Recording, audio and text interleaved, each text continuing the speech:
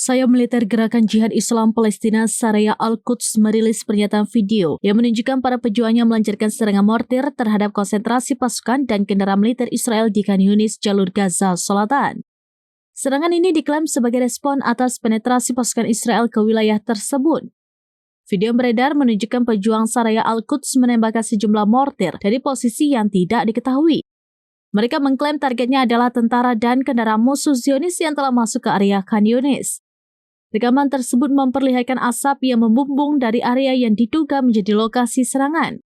Juru bicara Syariah Al-Quds yang tidak disebutkan namanya dalam narasi video tersebut menyatakan bahwa operasi ini adalah bagian dari upaya perlawanan berkelanjutan terhadap agresi Israel.